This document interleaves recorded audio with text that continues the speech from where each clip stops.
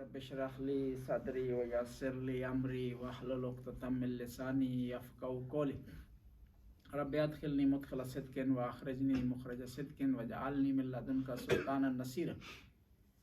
امام زین العابدین کی دعاؤں میں سے ایک دعا ہے دعائے مکارم الاخلاق، صحیفہ سجادیہ میں یہ 20ویں نمبر پر ہے، اور اس دعا میں امام نے 20 دفعہ صلوات کا تکرار کیا ہے، 20 دفعہ ریپیٹ کی ہے صلوات، اور پھر ہر صلوات کے صلوات کے بعد جو ہے وہ ایک جملہ دعا کا یا 2 جملے دعا کے ارشاد فرمائے امام زین العابدین۔ پہلے بھی عرض کر چکا ہوں کہ صلوات کہنے کا 2 مقصد ہیں، ایک اس کا عبادی مقصد ہے، دوسرا تاریخی مقصد ہے۔ عبادی مقصد یہ ہے کہ صلوات کے ذریعے دعا قبول ہوتی ہے، امام دعا ارشاد فرما رہے ہیں، صلوات پڑھ رہے ہیں، ہمیں سکھا رہے ہیں کہ جو بھی آپ دعا مانگنا چاہیں تو اس سے پہلے ضروری ہے کہ آپ صلوات پڑھیں۔ دوسرا مقصد اس کا تاریخی ہے کہ کیونکہ صلوات میں محمد و آل محمد کا نام لیا جا رہا ہے، اس لیے وہ دشمن جو کہ محمد و آل محمد کے نام کو مٹانا چاہتا ہے وہ کامیاب نہ ہو سکے۔ اور پھر یہ ہے کہ یہ دعا امام نے اس وقت ارشاد فرمائی ہے کہ جب زمانے میں معاشرے میں ایک قسم کی گھٹن تھی، کوئی بھی اہل بیت کے حق میں نہیں بولتا تھا، اہل بیت کا نام نہیں لیتا تھا، اہل بیت کے نام پر نام نہیں رکھتا تھا۔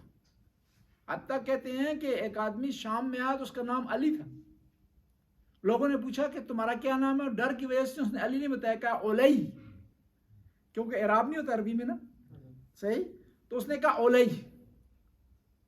اور پوری تاریخ میں نبی کریم کی وصال سے لے کر کے ایک 70-80 سال تک کوئی آدمی اہل بیت کے نام پر نام نہیں رکھتا تھا۔ پوری تاریخ میں صحابہ کرام کی اتنی بڑی تاریخ گزری ہے، تابعین کی اتنی بڑی تاریخ گزری ہے، اہل بیت کے نام پر صرف ایک نام ملتا ہے، حسن بصری۔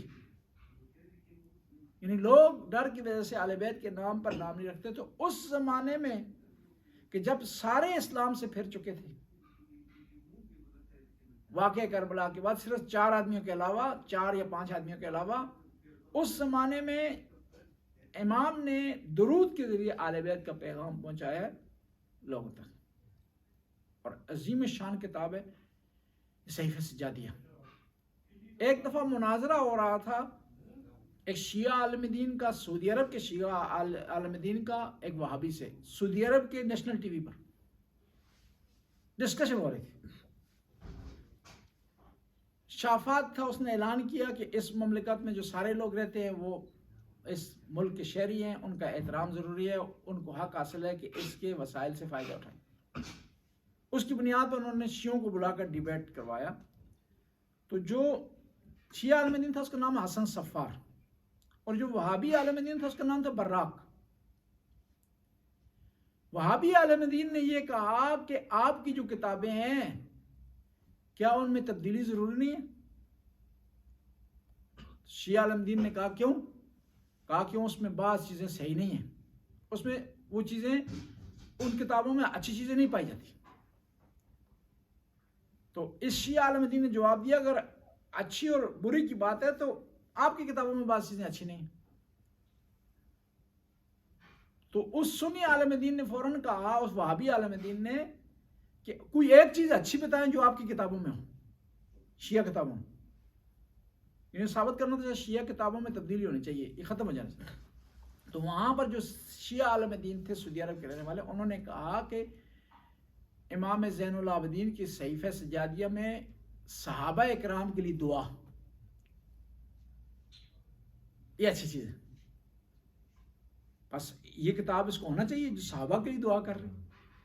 کہ وہاں امام زین العابدین کا بڑا پیارا جملہ ہے صحیفہ سجادیہ میں جو صحابہ اکرام کے لیے دعا ہے، میرے نانا کے صحابیوں تم پر سجاد کا سلام ہو، تم نے اس وقت میرے نانا کی مدد کی جب کوئی مدد کرنے والا نہیں تھا۔ میرا سلام ہو ان لوگوں پر جنہوں نے محمد مصطفیٰ کی خاطر اپنے خاندان والوں سے لڑائی کی، اپنے خاندان والوں سے جنگ کی۔ جنگ بدر میں اس طرح ہوا نا، اس طرف بھی بھائی تھا، اس طرف بھی بھائی تھا، دور تو نہ جائیں، نزدیک سے دیکھیں نا، اس طرف امام علی ہے، اس طرف پتہ کون ہے؟ طالب ہے. جی امام علی کی سگے بھائی اس طرف سے میدان میں آئے ہیں نہیں ہے مقابلے کے، لیکن اس طرف تھے، ان کی پارٹی میں شامل تھے. 2 آدمی آئے پیغمبر کے بہت قریب تھے، بدر میں گرفتار ہوئے. کون؟ حضرت طالب امام علی کے سگے بھائی اور حضرت عباس پیغمبر کے سگے چچا جنگ بدر میں گرفتار ہوئے. اور جب گرفتار ہوئے تو پیغمبر نے آرڈر کیا کہ بھائی یہ سارے جو گرفتار ہوئے تو یہ فدیہ دیں تاکہ جان ان کی چھوٹ جائے. تو عباس آئے پیغمبر کے پاس، بھتیجا مجھ سے بھی لے گا تو فدیہ. یہ علیحدہ بات ہے کہ وہ عام دشمن کے درمیان رہ رہے تھے، کس وجہ سے آئے، کیوں آئے، دباؤ تھا ان پر، لیکن مد مقابل تھے. امام زین العابدین ارشاد فرماتے ہیں میرا سلام ہو نبی کی ان صحابیوں پر جنہوں نے محمد کی خاطر دنیا کو چھوڑ دیا، جنہوں نے محمد کی خاطر مکہ کو چھوڑ دیا، جنہوں نے محمد کے دین کی خاطر اپنے رشتہ داروں سے جنگ کی. اور اسی سے ملتی جلتی سچویشن دوسرے صحابہ کے درمیان بھی تھی کہ ایک بھائی مسلمان ہو گیا تھا، ایک ابھی کافر تھا. بھانجا مسلمان ہے تھا، ماموں کافر. میں عرض کر رہا تھا کہ امام زین العابدین کی دعائیں اس وقت کارگشا ہوئی ہیں، مشکل کشا ہوئی ہیں، انہوں نے مشکلات کو حل کیا جب سارے جو ہے آل بیت سے سب نے منہ پھیر لیا تھا. کہتے ہیں نا ہم روایت میں ارتد الناس بعد رسول اللہ، رسول اللہ کے بعد لوگ مرتد ہو گئے. یہ جملہ ہم کہتے ہیں تو سنی اس طرح کرتے ہیں اہل سنت. تو ہمارے استاد ہیں، اس کا جواب انہوں نے بڑا پیارا دیا. انہوں نے کہا ہماری مراد ارتد سے اسلام سے مرتد ہونا نہیں بلکہ آل بیت سے ارتداد ہے. ارتداد کا معنی پھر جانا نا، منہ پھیر لینا، پیچھے ہٹ رکھنا، رخ تبدیل کر لینا، حمایت چھوڑ دینا، پیار و محبت چھوڑ دینا. یعنی ہم جو کہتے ہیں نا کہ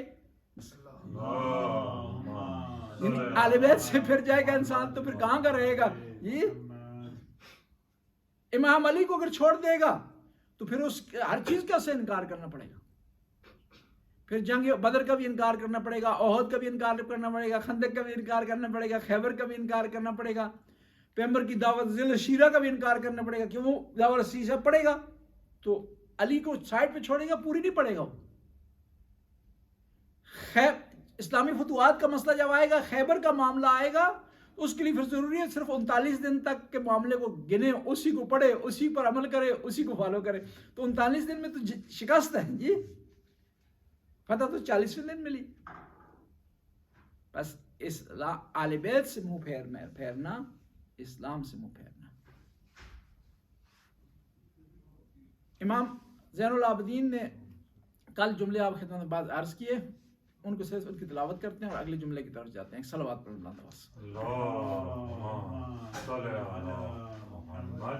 اللہم صلی علی محمد وآلہ وبلغ بایمانی اکمل الایمان واجعل یقینی افضل الیقین. خدایا میرے ایمان کو کمال تک پہنچا، واجعل یقینی افضل الیقین، میرے یقین کو بہترین یقین قرار دے. وانتہی بنیتی الی احسن النیات، میری نیت کو بہترین نیت بنا دے.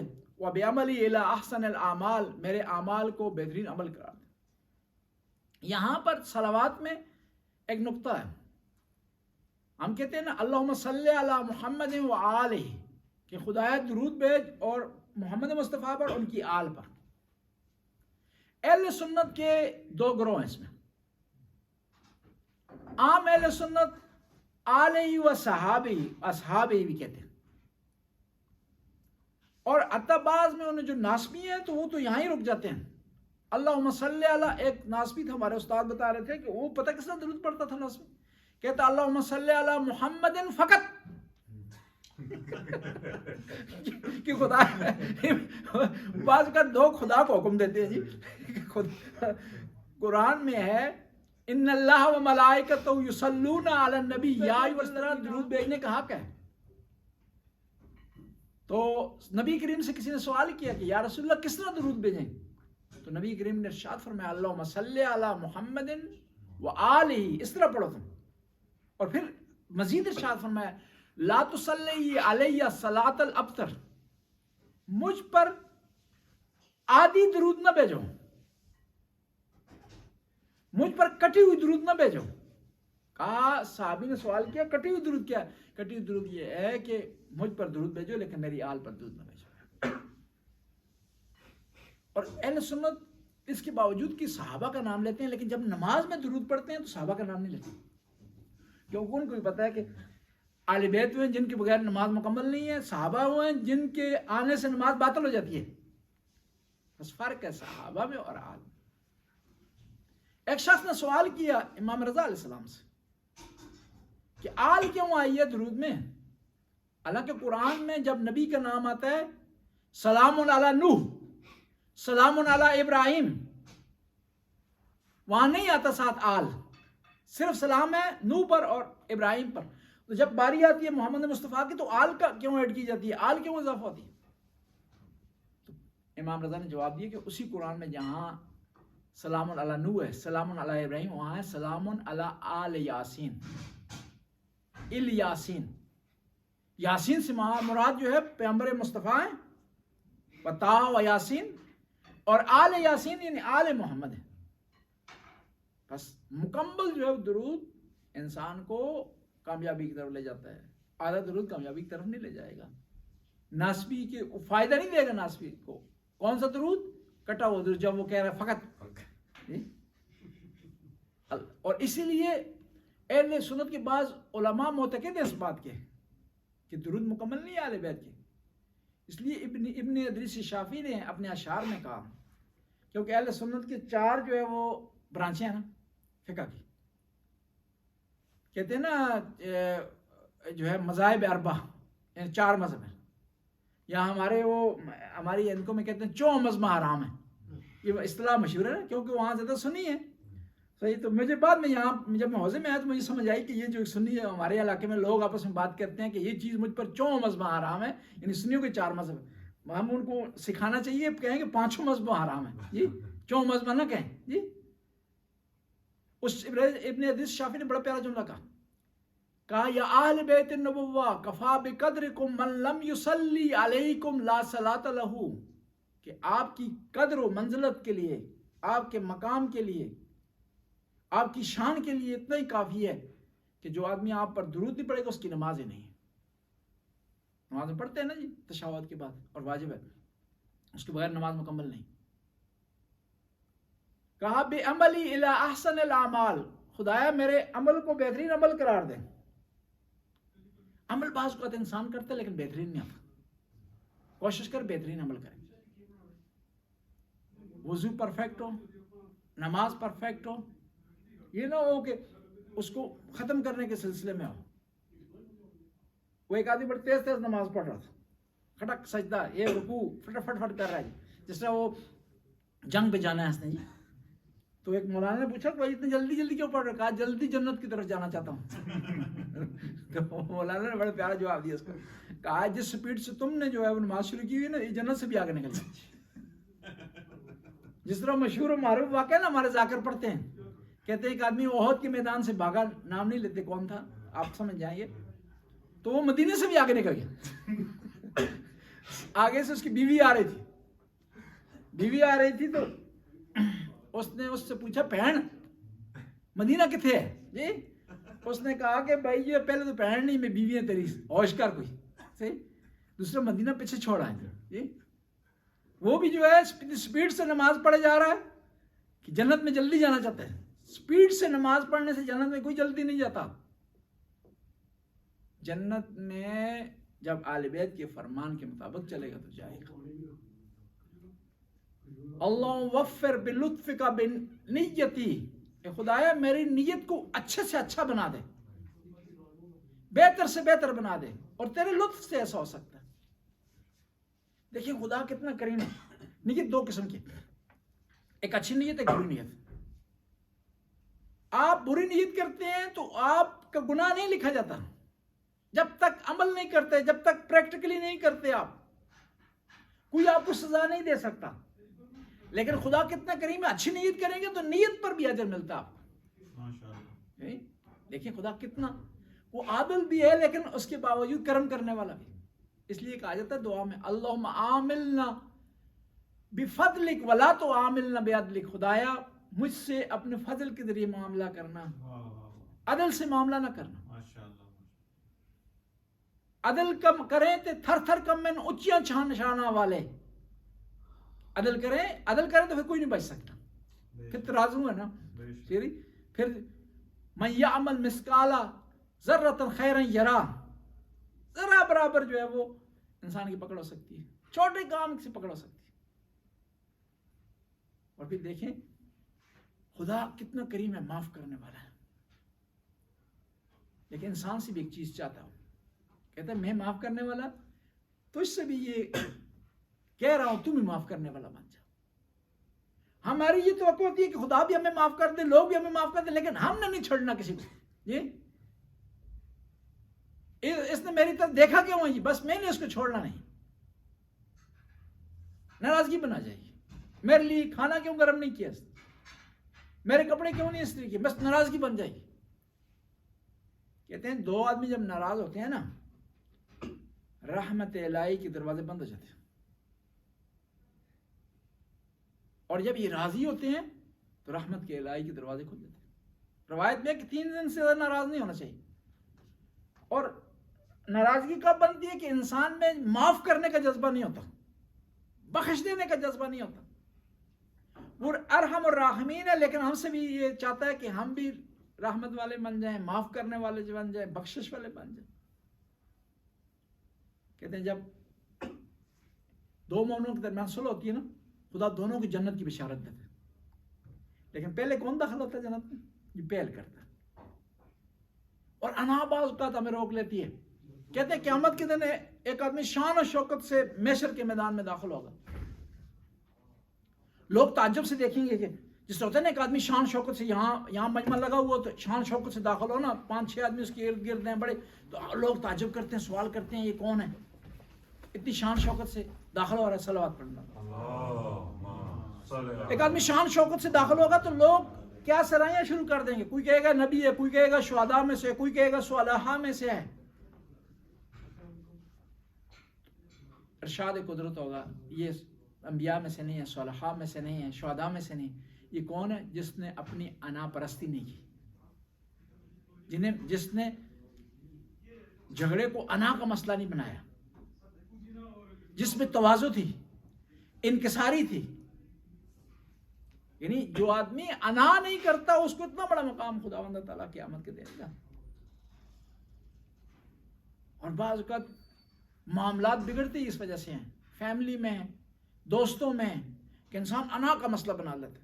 وہ معافی مانگے گا تو تب جو ہے میں اس کے پاس جاؤں گا، تب میں صلح کروں گا، وہ بات شروع کرے گا. اور پھر ایک اور یہ کہ جب صلح ہو جاتی ہے نا تو فخر سے کہتے ہیں میں تو اس نے بولے ہی کوئی نہ جی، وہ خود آیا بولے، میرا یہ نہیں بولا تو نے گناہ کیا ہے بھائی جی، ہم نے اپنے معیار بنائے ہوئے جی، اور میرے سامنے تو کوئی بول ہی نہیں سکتا جی. کیا ہے بد اخلاق ہے تو، یہ اچھا کام ہے، کوئی فخر کر رہا ہے اس پر.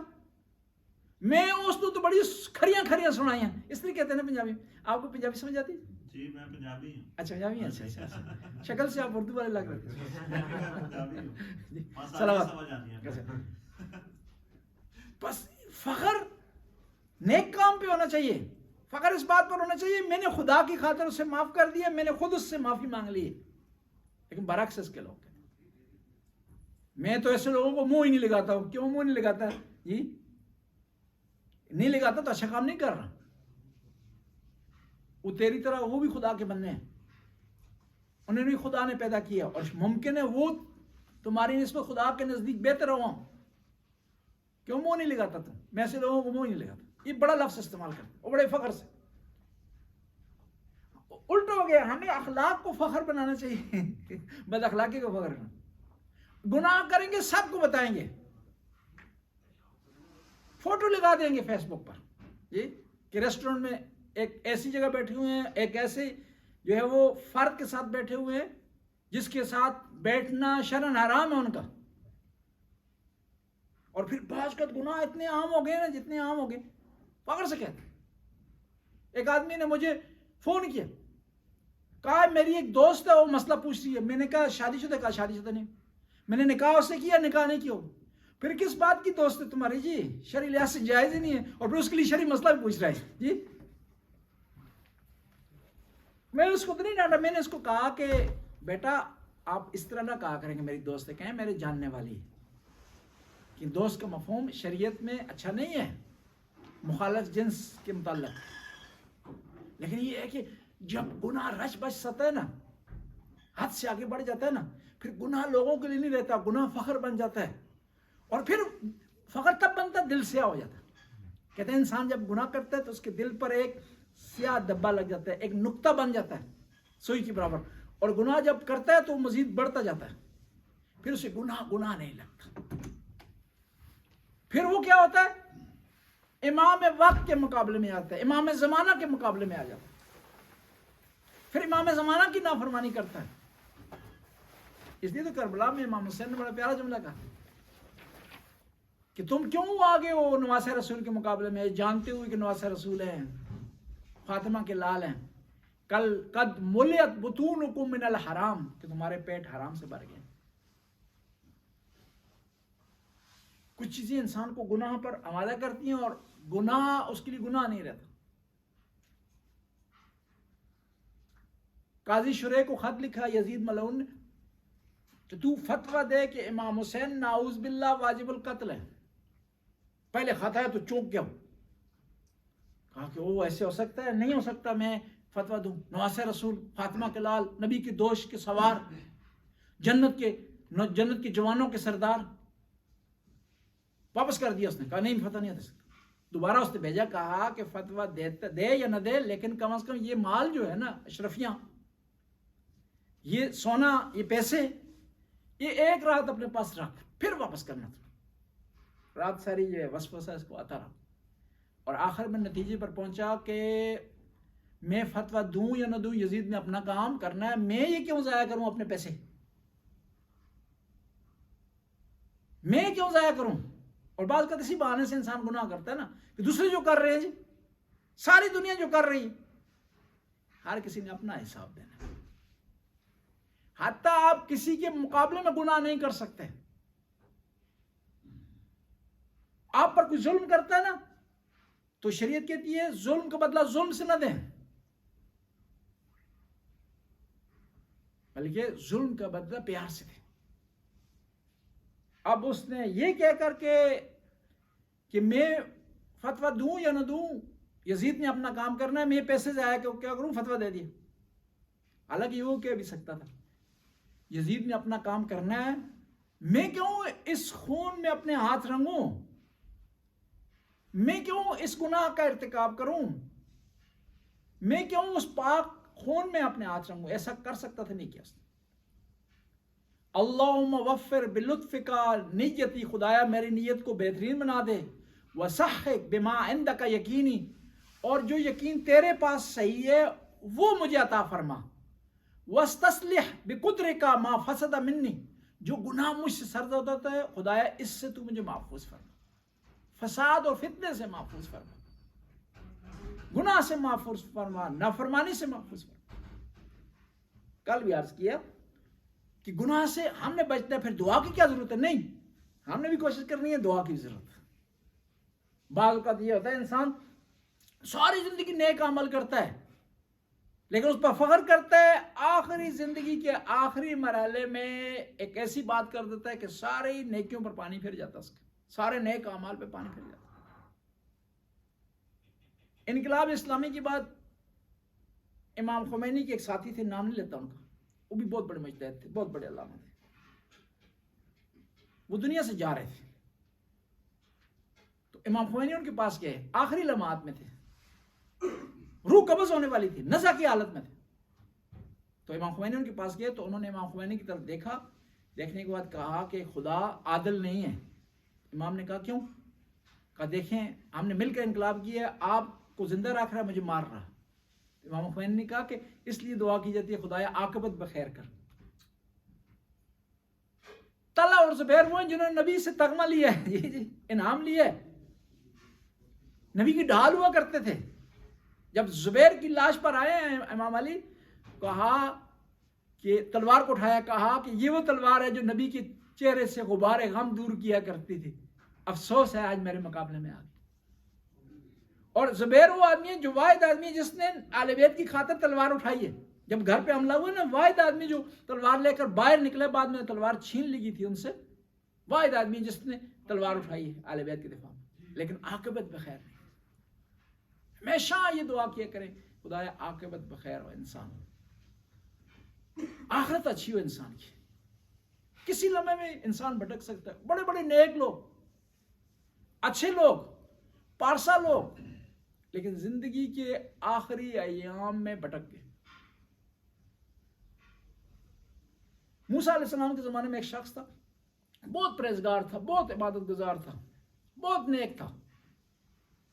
وہ ایک دفعہ عبادت کر رہا تھا، شیطان اس کے سامنے آ گیا، اور شیطان بھی دیکھتا ہے نا انسان کی کمزوری، اس کمزوری کے مطابق اسے ورگلاتا ہے۔ مسجد میں مارگاہ میں کبھی بھی وہ شراب کی بوتل نہیں لے کر آئے گا، یہی پتہ اس کے باہر سے توڑ دی جائے گی۔ یہاں کیا کرے گا؟ غیبت کے معاملے میں یہاں ہمیں ایکٹیو کرے گا، حسد کے معاملے میں یہاں ایکٹیو کرے گا، ریاکاری کے معاملے میں یہاں ایکٹیو کرے گا۔ شیطان اس کے سامنے آ گیا، یہ عابد کے سامنے، فضا میں اس نے عبادت کرنا شروع کر دی۔ یہ نیچے عبادت کر رہا تھا، تو ایک دفعہ عبادت اس نے مکمل کی، دیکھا کہ ایک آدمی فضا میں عبادت کر رہا، اور آواز دی کہ تو مجھ سے بھی بڑا عابد ہے، یہ کیسے اس جگہ پر پہنچا؟ میں تو زمین پر مشکل سے عبادت کرتا، تو فضا میں کر رہا ہے۔ اس نے کہا کہ میں نے غلط کام کیا ہے، ایک بدکارہ عورت سے رابطہ کیا ہے، اس لیے میں اس مقام پر پہنچ گیا ہوں، اس لیے میرا درجہ بلند ہو گیا۔ اس نے کہا پھر میں کیا کروں؟ کہا تو بھی اس طرح کر، پہلے یہ غلط کام کر اور پھر توبہ کر تو تیرا مقام بلند ہو جائے گا۔ کہا میں تو جانتا نہیں، اس فیلڈ میں ماہر نہیں ہوں کہ کہاں سے ایڈریس ڈھونڈوں جی۔ اس نے کہا وہ میں دے دوں گا، کوئی مسئلہ نہیں ہے، میں دے دوں گا۔ ایڈریس اس کو دیا، تو اب یہ عابد پارسا نیک آدمی عبادت گزار آدمی اس بدکارہ کے دروازے پر پہنچ، ٹھک ٹھک ٹھک۔ لوگ جو گلی میں دیکھ رہے انہوں نے سمجھا یہ تبلیغ کرنے جا رہا ہے آج جی، اس عورت کو تبلیغ کرے گا اسلام کی طرح، کیونکہ وہ لوگ گمان بھی نہیں کر سکتے تھے کہ ایسے کام کے لیے جا۔ دروازہ کھٹکھٹایا تو وہ عورت بھی گھبرا گئی کہ آج مجھے نصیحت کرنے کے لیے کوئی آیت سنانے کے لیے آیا یا حدیث سنانے کے لیے آیا جی۔ وہ گھبرا گئی، اس نے کہا نہیں گھبرانا نہیں ہے، جس کام کے لیے عام لوگ آتے ہیں میں بھی اسی کے لیے آیا ہوں۔ اس نے کہا خدا کا واسطہ تو اس کام میں نہ پڑ، یہ گناہ ہے، غلط کام ہے، منہ اپنا کالا نہ کر۔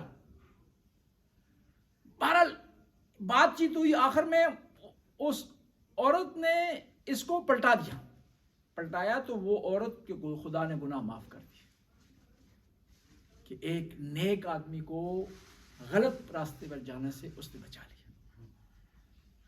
یعنی شیطان اس طرح وارد ہوتا ہے۔ مشہور و معروف ایک واقعہ سناتے ہیں علماء کہ ایک آدمی نماز شب پڑھتا تھا، تو ایک رات کو بھول گیا، تو شیطان اس کی خواب میں آ گیا اس کو اٹھانے کے لیے کہ بھائی اٹھ نماز شب پڑھنی۔ کہا تم کون ہو؟ کہا میں شیطان ہوں۔ کہا تو کیوں آ گیا؟ کہا تم بھی عجیب لوگ ہو، نیک لوگ جو ہوتے ہو، جب اچھا بھی کرو تو پھر بھی تم نے اعتراض ہی کرنا جی، تمہارا اچھے بھلے کے لیے آیا ہوں۔ اب بعد میں اس آدمی کو محسوس ہوا یہ کیوں کہ یہ جو نماز شب پڑھنے والا آدمی تھا یہ فخر کرنا شروع کر دیا تھا، اس نے تکبر کرنا شروع کر دیا کہ میں نماز شب پڑھتا ہوں جی، اور آج نہ پڑھتا تو اس کا سر جھک جاتا اور عاجزی اس میں آ جاتی۔ یہ جو نماز شب پڑھ رہا تھا وہ بھی خدا اس سے پڑھوا رہا تھا، خدا کی توفیق کی وجہ سے پڑھ رہا تھا۔ یعنی شیطان مختلف راستوں سے وارد ہوتا ہے۔ ٹائم ہو گیا جی؟ 1 منٹ رہ گیا جی، 1 منٹ رہ گیا، 32 میں 1 منٹ۔ اللہم صلی علی محمد وآل محمد وسلم علی محمد وآل محمد وبارک علی محمد وآل محمد وارحم محمد وآل محمد کافصل ما صلیت وسلمت وبارکت وترحمت علی ابراہیم وآل ابراہیم انک حمید مجید وصلی اللہ علی جمیع الانبیاء والمرسلین۔ خدا اس قلیل سی عبادت کو قبول منظور فرما، ہمارے گناہوں سے درگزر فرما، نیک کام کرنے کی توفیق عطا فرما، برائیوں سے بچنے کی توفیق عطا فرما۔ اللہم صلی علی محمد۔